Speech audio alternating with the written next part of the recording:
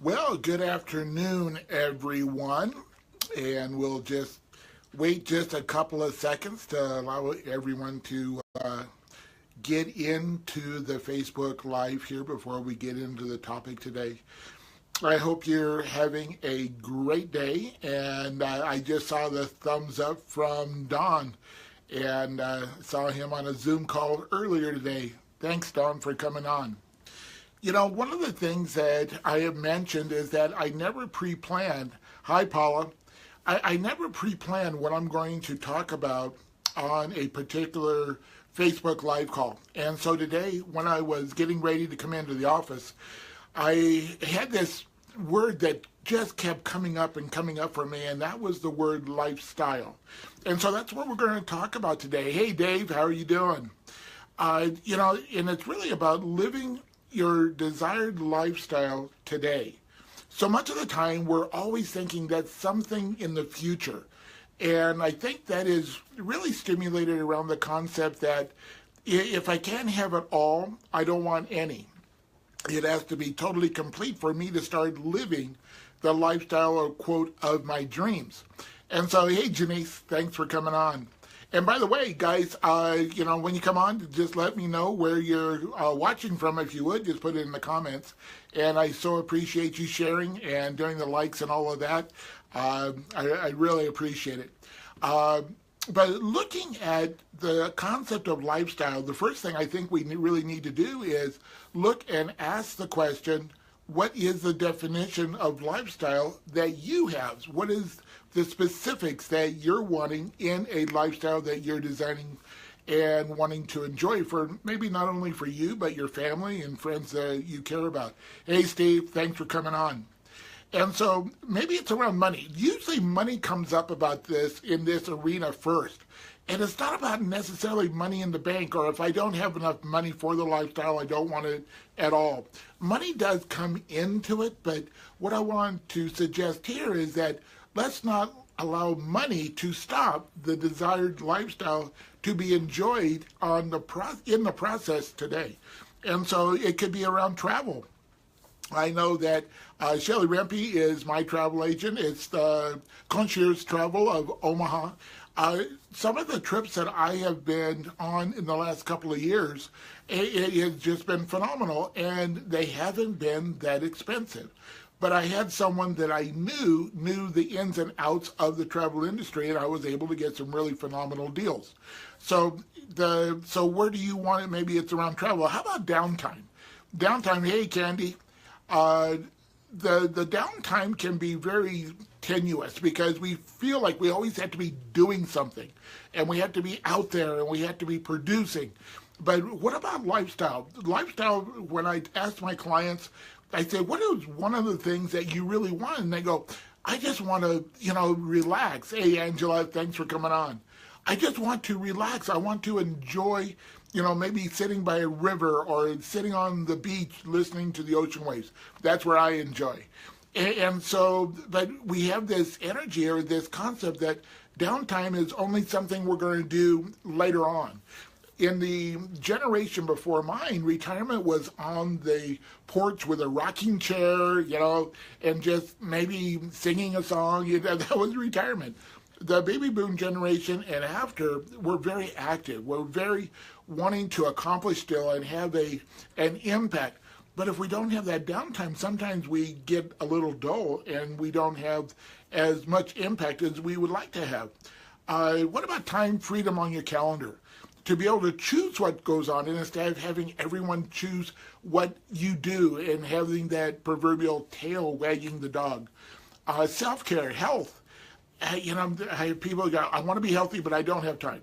I don't have time to go to the gym. I don't have time to cook. Where does this fit into the quote lifestyle? Experiences. I love doing different things. Flying the P-51, doing all of the acrobatics, going to different places, having those experiences to me is part of my lifestyle as well. And then family time. Over the weekend, we had the privilege of babysitting our new granddaughter. And I told my wife at the end of the weekend I felt tireder at the end than I did at the beginning. But if I didn't have the ability to pull back and adjust my schedule and the things that I had technically planned on doing over the weekend, I wouldn't have been able to enjoy that experience with my granddaughter, who is about 7, 8 months old now and starting to have that personality. So what is it that we want to have as a lifestyle? And so why don't we have it? And I think one of the reasons is we haven't answered the question for us, what it is that's important for us in that lifestyle. But we don't know it's possible. So we're not asking the right questions. And so some of those questions are around who could help us. What are the individuals that could lead us to the answers to get the results that we want? I call it the V8 moment. You know, back in the day, I think they're resurrecting this commercial about the V8 juice. I could have had a V8. When my wife and I first got married, I didn't know that for the same amount of money that I had invested in our honeymoon in the mountains, which she enjoyed, that we could have gone on a cruise. And so just the differences of what's possible sometimes is that major connection to creating that lifestyle right now. Because, you know, we have been told, and it is, I believe it's true, you know, we can't change the past. Tomorrow is not promised, so all we have is today. And in my financial planning life, in my old days, most of you know I'm a recovering financial planner, so many people were working towards retirement, and some of them didn't make it to enjoy the lifestyle that they thought they were going to enjoy later. So let's create a journey where we can smell the roses along the way. So the action steps that I want to challenge everybody with today, as I think you're going to find this a lot of fun, is I'd like you to write out, what does your perfect day, week, month, and year look like? If you had that Christmas list, if you had that ability to write down, these are the things that I want to do. Maybe it's getting up in the morning and exercising, or reading, or having a worship, whatever it is that you want in that day. What do you want to accomplish? And to be able to have those buffer zones in the day, maybe. So whatever it is, it's not right or wrong. I don't have the concept of what you should have, quote, in your day, but what is it that you want in your day? Then in your week, expand it out so that everything doesn't always happen on a daily basis. But what do you want in your lifestyle for the week? Now, one of the things my wife and I do, Friday nights is our date night. And we have it on the calendar. It's something that's important to us, that we have that time to come together and just, for no other reason, we don't talk about the finances at home or the kids. We just talk, and reconnect. Because both of us have very, very busy calendars and careers. And so when you do this, you're going to find out and start defining what are the things that are most important to you. And then the second thing is, who can help me? Ask that question. Who can help me get to this reality now? And it's all, remember, it's not an all or none. So if it's, for me, that date night, if it only happened once a month to start with, that's what I would start with. But getting it into the mix, having that ability to start enjoying some of those lifestyle elements today. So who can help me? Like I mentioned, Shelley on the travel. It could be anything that you're wanting, but ask for the help. There's people out there that probably have shortcuts to getting you where you want to go. And then continue to ask the question, how can I, instead of that knee-jerk reaction that many of us have, I know I've had in the past, of I can't. When we start asking our brains and really putting that into the reticular cells of how can I, we're going to have thoughts and ideas and see opportunities of accomplishing that which we want in a very short period of time. And it's always, the answer's there. We're just not seeing it. And here's the last thing. I'd like to challenge everyone to really put one thing into your week, this week, that you want in your lifestyle. Something that you enjoy, something that you can say, I'm starting on this process. I'm realizing right now, hey, Roland, I'm realizing right now the benefits of living the lifestyle, and I have it. It just is not totally complete yet. One of the examples I wanted to share with you is part of the lifestyle that I enjoy is a convertible. Now, my very first convertible was a Datsun Roadster back when we first got married. I first got married. And it for sure was for the convertible part because there was no status to it.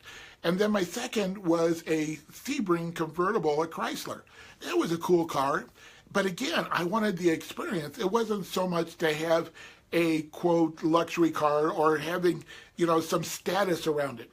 My third convertible, which I have now, is a BMW. And I, again, did not buy it for the status. I bought it for the experience of having that convertible. So sometimes we connect different things as far as a lifestyle. I don't have to impress my neighbors. I just want to have an enjoyable experience.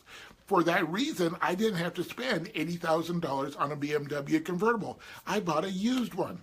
And for most people, they have no idea what year it is. I had very low mileage, but I was able to experience that lifestyle today. And so if you would look at your day, week, month, and year lifestyle goals, hey, Kathy, and then look at who could you connect with, who could you ask to have that help. Ask, how can I? And then implement one of those things into your life. Create part of that lifestyle today in this, or at least in the next 7 days during this week. Put it into your calendar. Start enjoying that lifestyle today, because today is what we've been given as a gift. So I enjoy being with all of you guys. Thank you so much for sticking around. And if you would share and like and do all that kind of stuff that you guys do, I will see you again, 1 o'clock. We're doing these Monday, Wednesday, and Friday of every week, 1 o'clock Mountain Time. And we'll see you next time. Thanks. Bye-bye.